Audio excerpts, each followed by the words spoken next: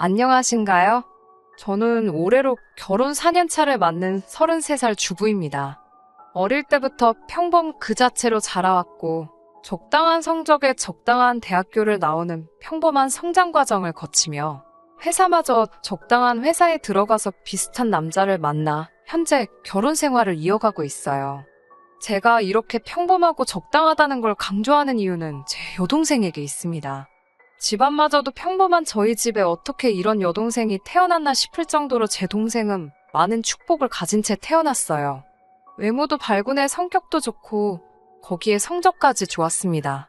친정 부모님께서 저를 차별하면서 키우시지는 않았지만 아무래도 배우기만 하면 항상 뭐든지 잘 해내는 여동생에 비하면 저는 정말 평범한 사람 그 자체였어요. 그래도 감사한 건 친정 부모님께서는 이런 동생과 평범한 저에게 항상 같은 기회를 주셨다는 겁니다.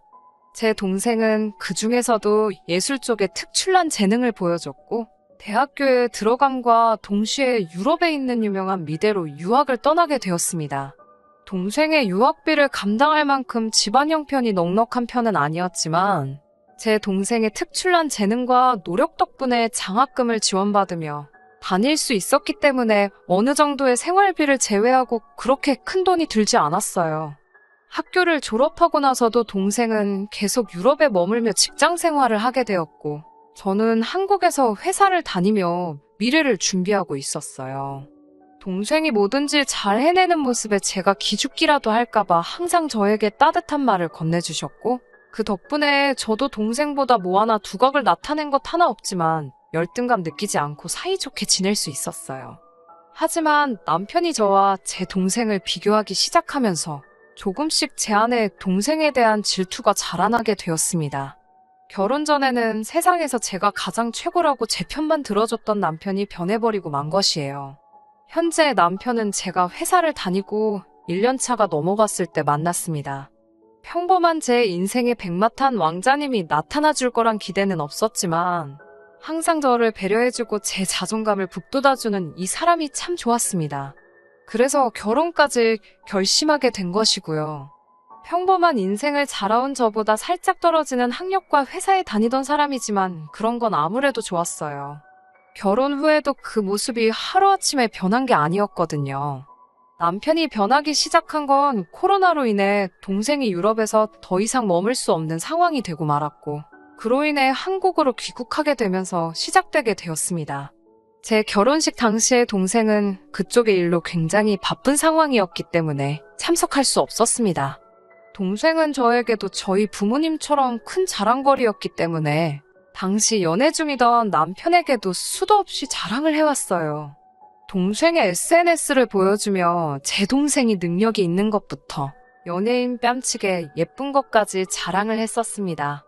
남편은 동생이 사진빨인 것 같다며 제가 더 예쁘다고 항상 대답을 해줬고 항상 동생의 뒷모습만을 바라보던 저에게 참 용기를 주던 사람이었어요. 그런데 동생이 귀국 후 남편이 동생을 처음으로 만나게 되면서 남편의 저에 대한 태도가 조금씩 변하기 시작했습니다. 제 동생은 자기가 그리는 그림만큼 참 예쁜 사람이었고 그동안 사진만 보면서 제가 더 이쁘다 해주던 남편도 동생을 실제로 처음 만난 자리에서만큼은 제가 더 예쁘단 말을 할 수가 없었을 거예요. 그걸로 기분이 나쁘다거나 하지 않았습니다.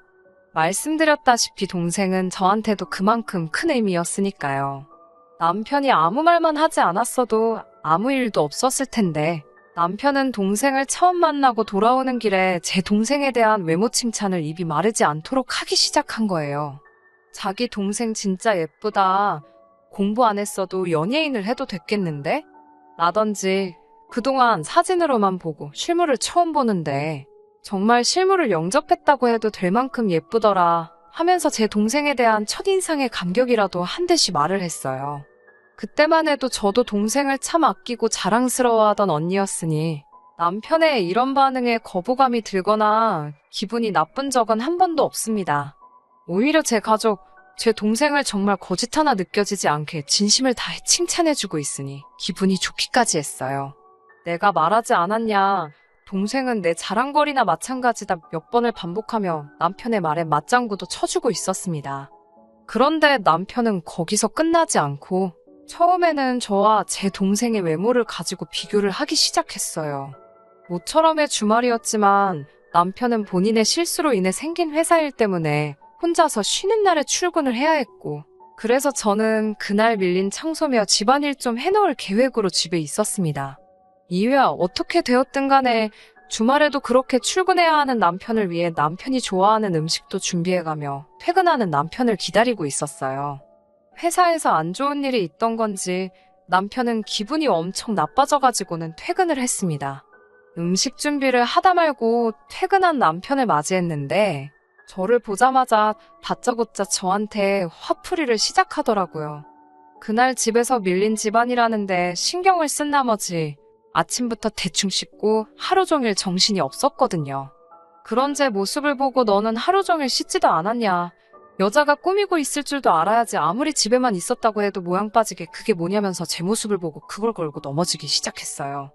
급기야 제 동생을 들먹이기 시작하면서 네 동생은 집에서 이러고 있어도 예쁘겠지? 하면서 저 말고 제 동생이랑 결혼을 했었어야 한다고 어이가 없는 말을 하더라고요. 고생 많이 했다고 맛있는 거 해주려고 불 앞에서 땀을 뻘뻘 흘리던 제가 다 바보 같다는 생각이 들더라고요. 저도 열이 확 받아서 내 동생이 미쳤다고 너 같은 놈을 만나겠냐고, 나랑 결혼을 안 했어도 그럴 일은 절대 없을 테니 아직도 잠이 덜 깼으면 빨리 꿈 깨라고 한마디 해줬습니다. 남편은 딱히 제 말에 반박도 못하고 열만 잔뜩 올라서는 문을 부서져라 닫아버리고 방에 들어가 나오지도 않더군요. 다음날 아침에 남편이 제게 사과를 하긴 했어요. 자기 실수로 회사에 출근하게 된 건데 회사에 나가서도 일이 해결될 것 같지는 않고 회사에 있는 내내 직장 상사들한테 전화로 욕을 엄청나게 먹었다고, 그래서 너무 화가 나고 짜증이 난 상태였는데 자기 감정 컨트롤 못하고 저한테 풀었다고 정말 미안하다고 하면서요. 남편한테는 아무리 짜증나고 열받는 일이 있어도 동생 이야기까지 끄집어내면서 저한테 화풀이하는 일은 없도록 해달라고 못을 박았습니다. 가끔씩 자기 뜻대로 풀리지 않는 일이 있으면 저렇게 주변 탓을 하고는 했는데 그동안에는 어찌저찌 넘어가졌다지만 제가 잘못한 걸 가지고 저한테 화풀이하는 것도 어이가 없었고 본전도 못 찾을 억지 부리면서 화풀이 해봐야 저는 그런 거 받아주는 사람 아니니까 알아서 잘 하라고 했어요. 아무튼 그 뒤로 남편이 의식하고 조심하기 시작한 건지 아니면 제 동생과 저를 비교할 게 없었는지 딱히 저와 동생을 비교하면서 성질을 부린 적은 없었습니다. 그리고 작년 여름에서 가을로 넘어가는 시점에 제 동생이 유럽에서 같은 학교를 다니던 사람과 결혼을 하게 되었어요.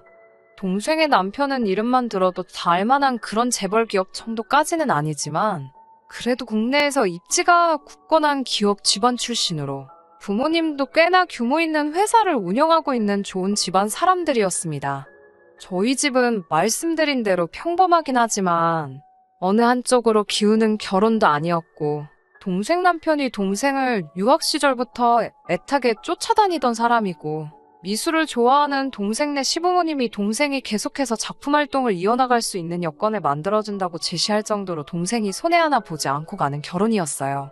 아무튼 결혼식을 앞두고 동생네 부부 저희 부부가 식사 자리를 가졌는데 그동안 잠잠했던 남편이 또 당시 동생의 결혼 상대였던 남편을 앞에 두고 쓸데없는 너스레를 떨기 시작하는 거 아니겠어요. 동생의 남편 될 사람에게 모두 전생의 나라를 구하신 것 아니냐. 자기한테도 기회가 있었으면 제 여동생에게 대시했을 거다. 그런데 자기는 이미 결혼을 했으니 제 동생을 그쪽에 양보하겠다 하는 재미 하나도 없는 농담을 해가면서 말을 하더라고요. 아무리 남자 쪽이 매달려서 한 결혼이지만 무례한 남편의 행동에 기분이 상했을 텐데 참 매너 있게 상황을 대처하더라고요. 제 동생도 속으로는 기분이 나빴을 테지만 아무래도 제 남편이니 내색하지 않고 별 사건 사고 없이 그날 식사 자리는 마무리되었어요. 오히려 제가 집에 돌아오는 길에 사람 쪽팔리게 제발 어디 가서 그러지 좀 말라고, 그런 행동이 가당키나 하냐고 남편을 타일렀습니다. 남편은 별로 신경이라도 쓰지 않는 듯 계속해서 동생이 아깝다 뭐 이런 말이나 하고 있었어요. 왜 저러는가 싶을 정도로 까불거리니까 정말 속으로 한 대 때려주고 싶었습니다. 언젠가는 이런 일도 있었어요. 동생이 결혼하면서 더 이상 입지 않게 된 옷이 있는데 제가 가서 몇 벌 얻어왔습니다. 제가 그 옷을 입고 있었는데 남편이 그러너 저를 보고는 너한테는 하나도 안 어울린다는 말을 하더라고요. 옷이 날개가 아니라 그동안 옷이 처제덕을 보고 있었네 하면서 한마디 툭 던지고 가는데 기분이 참 나빴습니다. 그런데 그것보다도 남편은 동생 귀국 후에도 제 동생과 만난 게 결혼식 때와 그날 식사 자리 말고는 단 한 번도 없었는데 대번에 그 옷들이 제 동생이 입던 옷이란 걸 알고 있다는 게 조금 이상했습니다.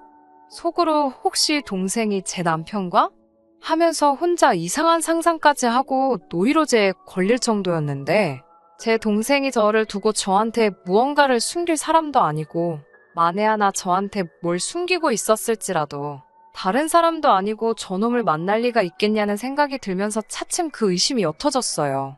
이런 사소한 걸로 남편이 저와 동생을 비교하기 시작하니 저도 점점 그게 큰 스트레스로 다가오더라고요. 네 동생은 어떻다 저떻다 너는 왜 그러냐 이런 말들이 정말 제 심기를 크게 건드리고 있는 가운데 남편이 이번에도 또 동생이 올려놓은 사진 한 개를 보고 저한테 오더니 제 속을 긁기 시작했습니다. 저보고 너는 네 동생 하는 거 보고 좀 배워야겠다고 잔소리를 시작하더라고요. 영문도 모른 채 뜬금없이 왜 저러나 싶어서 뭔 소리를 하고 있는 거냐고 무시했어요. 그랬더니 계속 제 주변을 오가면서 동생의 얼굴만 더 이쁜 게 아니라 마음 씀씀이도 훨씬 이쁜 것 같네 하면서 애써 무시하고 있는 제 속을 뒤집어 놓더라고요. 이것 좀 보라면서 남편이 자기 핸드폰을 들이밀더라고요. 제 여동생의 SNS 페이지였습니다. 동생의 SNS 페이지에는 동생이 손수 만든 것 같은 음식 사진들이 여러 개 있고 이어지는 사진에는 비싸기로 유명한 명품 브랜드 로고가 잔뜩 박힌 스카프가 있더라고요. 그 내용을 보아하니 제 동생네 시어머니가 생신이셨던 것 같고 제 동생이 자기 시어머니를 위해서 명품 생일 선물과 손수 만든 음식을 차려낸 걸 사진 찍어 올린 것 같더라고요. 그것보다도 남편이 그동안 저 몰래 제 동생 SNS를 팔로우하고 있었고 동생의 일상을 염탐하고 있었다는 사실을 알게 되었습니다. 제가 여동생 옷을 받아와 입었을 때 동생이 훨씬 잘 어울린다고 하던 말이 어떻게 알고 있던 건지 다 설명이 되더라고요. 동생이 사람들 보라고 공개된 자기 SNS에 직접 찍어 올린 사진이니 남편이 못할 짓을 한 거라고 생각을 하지는 않았지만 그렇게 매번 저 모르게 제 여동생 사진을 보면서 무슨 옷을 입고 사진을 찍었는지 기억하고 있다는 생각을 하니까 조금 섬뜩하기는 했어요. 아무튼 제 동생이 동생네 시어머니에게 이렇게 잘하고 있는 것 좀 보라면서 저보고 너는 우리 엄마 생신 때 해준 게 뭐가 있냐고 하더라고요. 지난 생신 때 용돈 하시라고 20만 원 드리지 않았냐 했더니 제 동생이 올린 사진 속에 명품 스카프만 해도 20만 원이 넘을 거라고. 그런데 거기에 정성 들여 차린 생신상까지 차려드리지 않았냐며 저보고 언니로서 뭐 느끼는 거 없냐고 잔소리를 하더라고요. 대충 무시해주면 적당한 선에서 끝낼 줄을 알아야지. 계속 대꾸했다가는 그날 하루가 다 지나갈 때까지 옆에서 꿍시렁대면서 있을 것 같고 저도 더 이상 남편의 가스라이팅에 제가 사랑하는 제 여동생을 시기하고 제 자존감 상해가면서 견뎌내지 말아야겠다는 생각이 들었습니다. 그래서 저도 듣고만 있다가 한마디 했어요. 내 동생 보고 배우라는 말 하기 전에 너부터 니네 제부가 처가에 어떻게 하는지 좀 보라고요. 동생 남편이 결혼하면서 친정아버지 차를 외제차로 한 대 뽑아줬는데 그 차가 얼마 전에 출고가 돼서 그 차를 받으셨거든요. 아버지께서 엄청 좋아하셨지만 어디 자랑도 못 하셨어요. 제 남편이 알면 기죽지 않겠냐 하시면서 밖에서 저희 만나실 때도 일부러 택시 타고 나오시고 아무튼 눈치 아닌 눈치를 보던 상황이셨어요. 그런데 남편이 이렇게 나오니 저도 더 이상 숨겨야 할 이유도 모르겠고 남편도 남과 비교당하는 게 얼마나 기분 더러운 일인지 한번 느껴봐야 한다는 생각이 들어서 그냥 말해버렸습니다. 아까까지 제 동생이 차려놓은 생신상 사진 들고 큰 소리 떵떵 치면서 까불던 남편이 외제차 이야기가 나오자마자 당황해서는 아무 말도 없다가 그 자식이야 집에 돈이 많으니까 부모 돈 가지고 떵떵거리고 있는 거 아니냐고. 자기도 돈만 있으면 외제차가 아니라 외제차 공장을 사들였을 거라고. 자기는 지금 경제력을 말하는 게 아니고 시간과 정성이 들어간 생신상을 말하는 거라고 하더라고요. 저처럼 정성 없이 얼마 되지도 않는 푼돈 가지고 때우려는 것부터 이미 글렀다고. 제 동생 마음 씀씀이를 보고 배우라고 하는 말이라고 입에 거품을 물면서 떠들었어요. 제부가 해준 게 외제차뿐이겠냐고, 동생 남편이 저희 부모님께 잘하는 만큼 동생이 잘하는 거 아니겠냐고 한마디 했죠. 너야말로 우리 부모님한테 뭐 하나 해준 적이 있냐? 경제력 이야기도 잘 말했다고. 아무리 제부가 잘 나간다고 한들 외제차를 마음먹으면 한 대씩 뽑을 재력이 되겠냐고. 아무리 못해도 1년치 월급은 다 털어야 할 텐데 너는 한 달치 월급만큼의 선물이라도 한 번 해드린 적이 있냐고 따졌습니다. 적어도 너가 우리 부모님한테 먼저 잘했으면 나도 내 동생이 한 만큼 했을 거다. 매일같이 너 밥 해먹이는데 생신상 차리는 게 뭐가 어려운 일이겠냐고. 단지 내가 안 한 건 내가 그 생신상을 직접 차려낼 만큼 너가 먼저 나서서 우리 부모님한테 뭐 하나 해준 게 없어서 안 해드린 거라고 쏘아댔어요. 나한테 먼저 뭘 바라기 전에 너가 먼저 좀 해보라고. 외제차가 아니라 외제차 모형을 사드려도 마음에서 우러나와서 친정부모님 챙겨준 거면 저도 생신상을 음력양력 다 쳐서 1년에 2번씩도 차려드릴 수 있다고 했습니다. 그제서야 남편이 입을 다물더군요. 아마 분해도 엄청 분했을 거예요. 괜히 본전도 못 찾을 소리 해가지고 욕이란 욕은 있는 대로 먹고 자기 능력 없는 것까지 싸잡혀서 저한테 한 소리 들었으니까요. 그동안 남편이 저를 제 동생과 비교해가며 후려치는 동안 제가 아무 말도 안 했으니 자기는 엄청 잘났고 대단한 사람이고 저는 아무것도 아닌 사람으로 생각했나 본데 그렇게 기고만장하고 우쭐해 있었다는 생각을 하니 저도 그동안 이걸 왜 다 참아내고 아무 말도 안 했는지 그리고 저렇게 꿀먹은 벙어리 마냥 아무 말도 못하고 낑낑대고 있는 남편을 보니 속이 후련하기도 하고 대응하지 않고 가만히 있던 제가 후회가 되기도 하더라고요. 배우자가 서운하게 만들거나 아무리 배우자라도 부당한 대우를 했을 때 참는 건 좋은 생각이 아니라는 생각이 드네요. 그동안 그 말들을 참아내면서 잠시나마 제가 동생을 시기 질투하고 미워할 뻔도 했다는 사실에 참 제가 생각해도 제 자신이 너무 한심하네요. 아무튼 더 이상 남편도 저를 동생과 비교하지 못할 테고 저를 우습게 알고 행동하지도 않을 테니 이걸로 다 잘된 거라 생각하고 앞으로는 잘 지내보려고요.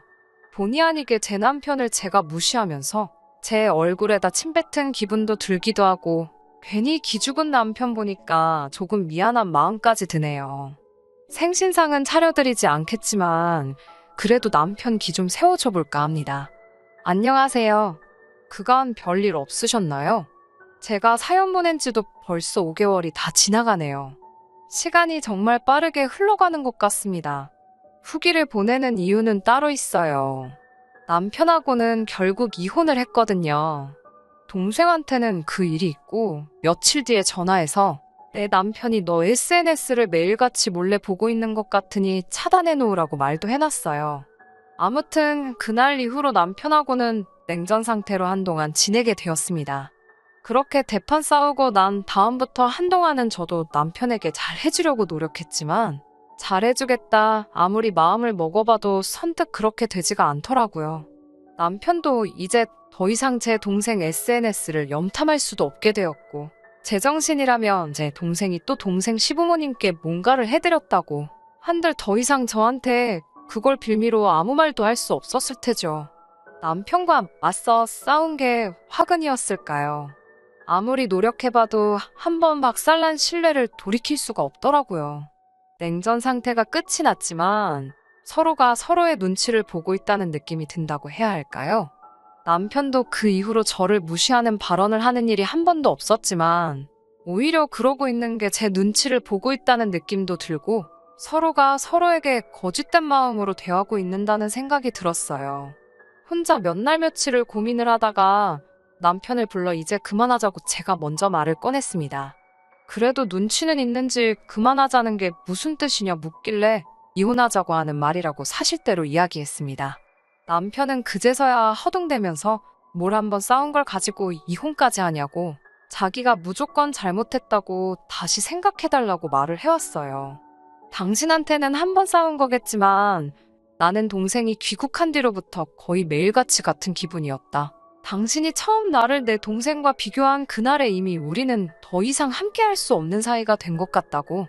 오래된 고름이 이제서야 터진 거니 절대 내가 홧김에하는 말이 아니란 걸 알아달라고 말했어요. 우리를 이어주던 바윗덩어리 같던 신뢰가 전부 바스라져 모래알갱이처럼 되어버렸다고. 아무리 담으려 해봐도 손 안에서 다 쏟아져 나가 다시 담아낼 수가 없고, 저도 굉장히 오래 고민하고 고통스러워하다 내린 결정이니 이해해달라고 했습니다.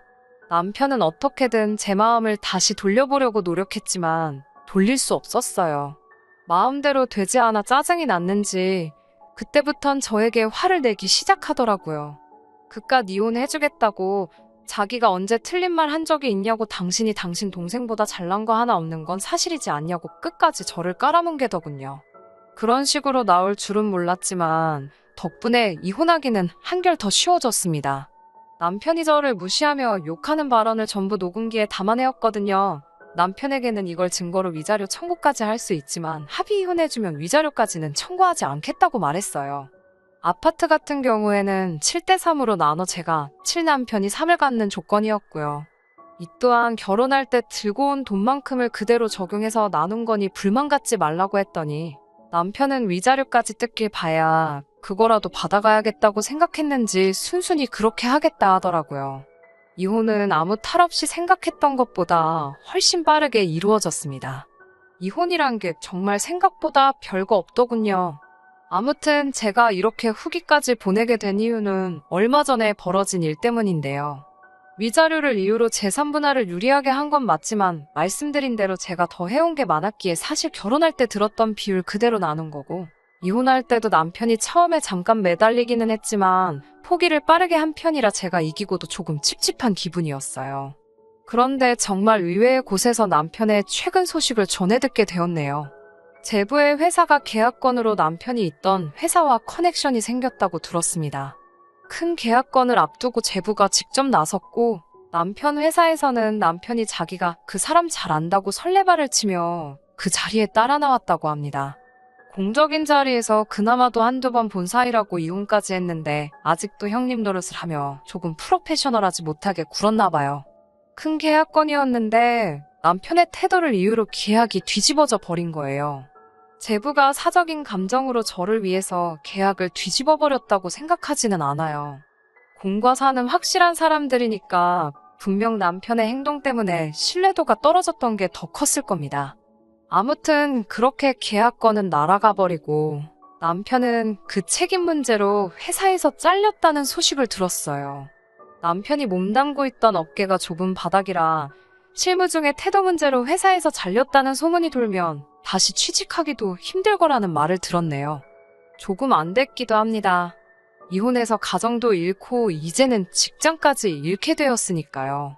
아직도 제 손으로 직접 한 방 먹여주지 못한 게 아쉽기는 하지만 이 정도면 충분히 벌을 받은 거라고 생각합니다. 이제라도 마음 고쳐먹고 남을 평가하기 전에 자기부터 되돌아볼 줄 아는 겸손한 사람이 되었으면 좋겠네요. 걱정이 하나도 되지 않지만 이제는 마음 씀씀이 고쳐먹고 어디 가서 밥은 굶지 않고 잘 살면 좋겠네요. 왜냐하면 저는 앞으로 더 행복하게 잘 살 계획이니까요. 사연이 기억 안 나시는 분들도 많으실 텐데 저의 요즘 행복한 근황을 전해드려보려고 이렇게 사연 보내봤습니다. 기억해주시는 분들께 모두 감사드려요. 저는 이만 글 줄이도록 하겠습니다. 끝까지 들어주셔서 감사합니다. 오늘의 사연은 여기까지입니다. 구독과 좋아요, 알람 설정 부탁드리고 더 좋은 사연으로 다시 찾아뵙겠습니다. 감사합니다.